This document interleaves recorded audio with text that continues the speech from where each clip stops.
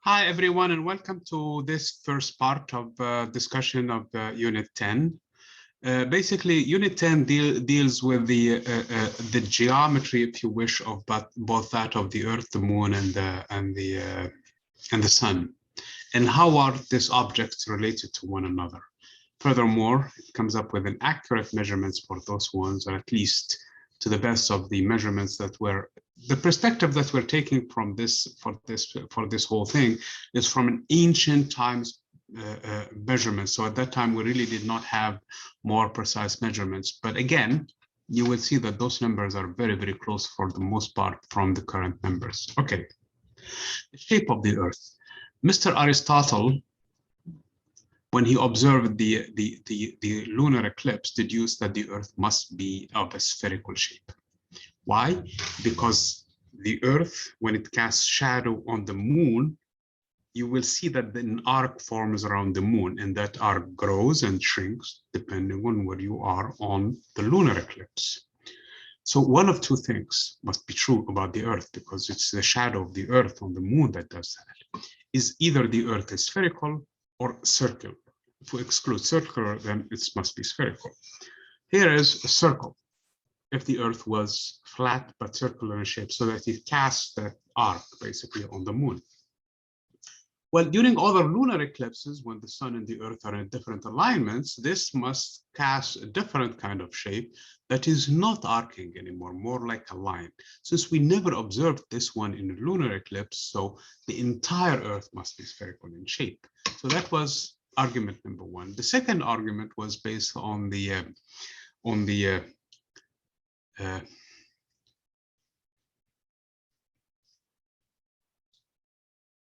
when you travel from point to point on Earth, if you travel on the same longitude lines, basically, nothing changes. If you if you stay on the same latitude, but go from longitude to longitude, nothing changes for you. But as you start to change your latitude, as you start to go down or you go up, depending on where you are on Earth, you will see stars that you didn't see before.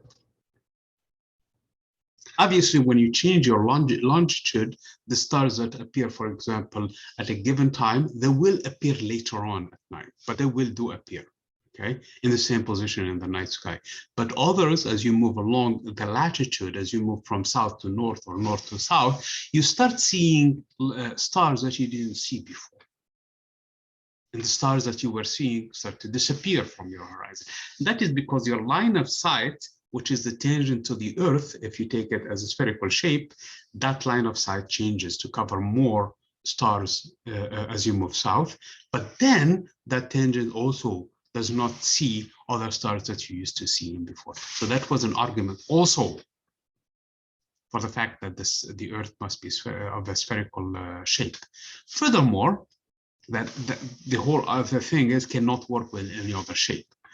Because if it was flat, as you travel south or north, you will see basically the same sky, maybe at different times, but the same stars at different times, but you're going to see the same stars nonetheless. But because of the curvature now, that is because of the tangent, that is your line of sight, that is why you see different stars at different times. Now, different locations, I should say. The third argument, it has to do with the boats as they sail away. And even nowadays, if you go, for example, near when you're traveling toward the city, for example, that is on the outskirts of some sort of a huge lake or something, you will start to see the top of the building as you're coming closer. And then more and more you get closer, you're going to see lower and lower until you see the base of those objects. That's exactly what was going on with the boats as they sail away. You will see them start to disappear actually in the opposite direction from the base up. And that is an indication that they fall below the horizon. From the vantage points of the boats, it's the opposite is true. So you're in the boat, you're looking at the city that you're left behind, or the land that you're left behind. The lower portions of the land start to disappear first, and then the higher and higher points until it's completely is gone. So that is also an indication that the Earth is curved. and it's curved everywhere. It doesn't matter which direction you're traveling, east, north, south, west, doesn't matter, indicating that the Earth must be of a spherical shape. So that was the arguments that were for this for the fact that the Earth is spherical shape. Then about 300 BCE, before the current era, basically Mr. Aristarchus came up with some wonderful observations that gave us some very good estimates of how big things are.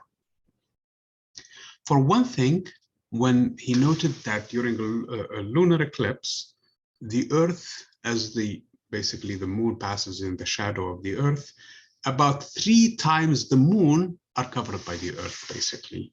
Okay, so in this case, he concluded that the size of the Earth is about 3 times the size of the moon, which is not too far from the current numbers. So it's not exactly it's not exactly 1/3 or 0.333, but rather it's 0.27, which is close from the correct number. So that's a good estimate. Okay.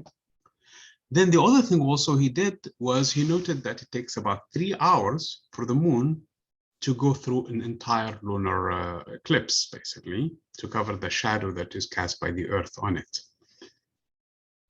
Well, the moon goes around the Earth in 27.3 days. That is the sidereal month, lunar month.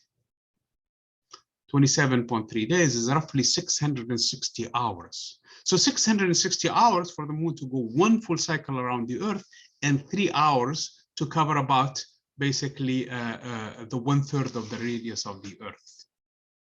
Or 3 hours to cover the entire radius of the Earth, to be more specific, the size of the Earth. They also cover the diameter, I should say, because that is the Earth spherical, so it's the entire diameter. So if you take 660 and you divide it by 3, you're going to get 220 times. So the entire perimeter or the entire circumference of the path of the moon around the Earth is about 660 divided by 3. That's 220 times the size of the Earth in diameter. With simple algebra, with simple geometry, you take that 220 and you divide it by 2 pi, and you will find how many times the path, or at least the distance, because remember from geometry, the diameter times 2 pi gives me the circumference of a circle. So all I have to do is divide that 220 by 2 pi, and I will get 35 times diameters of the Earth, the distance from the Earth to the moon, or about 70 times the radius of the Earth. This is not far from the correct number. The correct number is about 60 times. The radius of the Earth is 6,400 kilometers. The distance between the Earth and the moon is about 384,000 kilometers. Divide 384 divided by 6,400, you get exactly 60 times, which is not too far from what Mr. Aristarchus came up with in terms of the ratio. Came up with 70. The actual number is about 60. Then he noted that during the first quarter, or at least he believed during the first quarter and the third quarter, the reason why we see they actually only half the moon lit and the other half is not lit is because the rays are coming from the moon, from the sun, I'm sorry, and hitting the moon, and they bounce off of the Earth. They must be forming a 90 degrees. All he needed to do was find the angle that is formed by the ray that is coming from the moon to the Earth, and the ray coming from the Earth to the moon.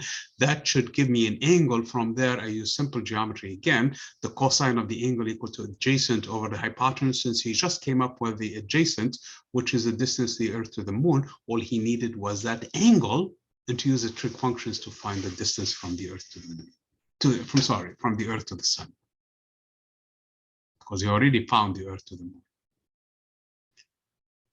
He estimated the angle to be about 87 degrees. That's his measurements, or I should say his measurements were about 87 degrees. If we use that number, we found that the distance from the Earth to the sun is about 20 times the distance from the Earth to the moon. Well, his measurements were off by a big number.